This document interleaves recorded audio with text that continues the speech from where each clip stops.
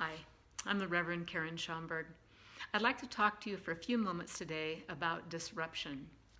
What seems like a lifetime ago, but it's only really several months ago, a virus came into our lives and disrupted everything. It's disrupted our social structure, it's disrupted our educational system, it's disrupted our economy. All aspects of our lives have been changed, and we know that our lives will never be the same.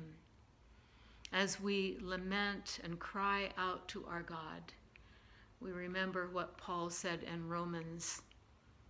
The spirit within us sighs too deep for words. Today, in Matthew's Gospel, we are hearing another parable from Jesus.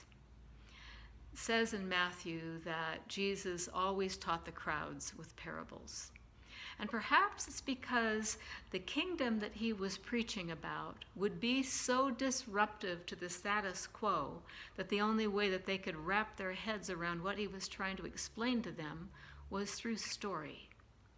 You see, their whole lives were managed and controlled by an empire that had normalized violence and had controlled people with huge armies.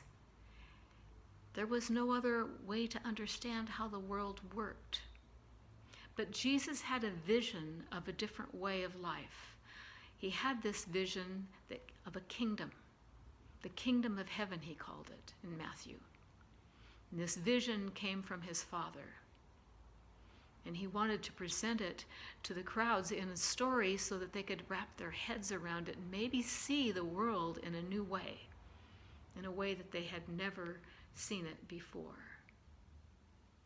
Sometimes disruption and chaos opens up a new way for the kingdom of God to start something new. Jesus tells us that the kingdom of God could be like a little mustard seed where a farmer plants it in a field. Now, why would a farmer plant a little seed in the middle of a field?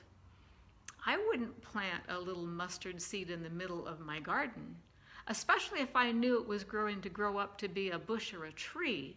That would be very disruptive to my garden. And the people that Jesus was telling this parable to knew that as well. But Jesus was trying to teach them about how the kingdom of God could grow to be huge and inclusive.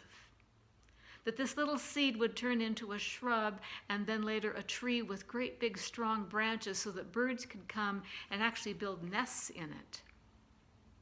Now for some, that would be extremely disruptive, and they would want to pull it out like a weed and destroy it. But those who were followers of Jesus, those who wanted to be a part of his kingdom, saw this story and vision as a place of inclusivity and welcome and transformational. The kingdom of God sometimes flourishes in the midst of chaos and disruption, and something new takes place and grows. Jesus tells a parable about a woman who takes 60 pounds of flour and mixes yeast into it. Now, why in the world would she mix 60 pounds of flour with yeast, knowing full well that her family couldn't consume all that in 6 days? Because on the 7th day, she had to make unleavened bread for the Sabbath, and the flour would be ruined with yeast in it. And the people listening to that parable knew that. However, they also knew that if she just made bread out of that 60 pounds of flour for that one day, that it would feed well over 100 people. Well, Jesus always had more than enough loaves and fishes, because the kingdom of God that he was inaugurating was all about abundance. The kingdom of God was also about turning around these ideas of scarcity and who we take care of and who we feed. Jesus was inaugurating the kingdom with these ideas taken from parables and stories so that perhaps people could start to question their ideas about where power came from. that they could actually start challenging the status quo. Was power and kingdom really all about large armies and crosses on a hill? Or could it be something different?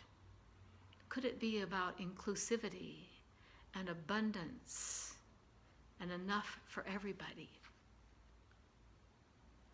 Small things, seeds and yeast, big ideas and big changes. Later in Acts, we read that when the kingdom of God starts to take hold and this movement starts to go forward, that people were saying that it was turning their world upside down.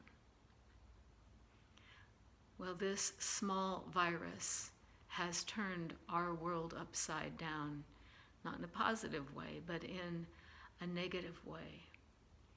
And as we lament and cry out to our God, we also know that we are having a hard time with vision and seeing what the world can be like in the future.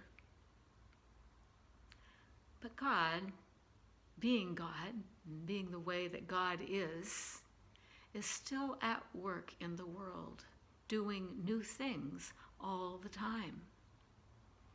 It's just that sometimes we can't see it. Maybe it's just too small right now for us to take a hold of and recognize. And perhaps right now is a good time for the church to be discerning and praying about what little things do we see that are moving and changing in our lives. Maybe now is a good time to be paying attention to these shifts that we've been forced into making. And it's also opened up new ways of doing things and new ways of seeing things. Maybe this is a time for us to pray for wisdom and insight so that we are willing to challenge the status quo of how we've always done things. Where is it that we have gone to for our ideas in the past? Are those old constructs out of date? Do we need some new ones to look at?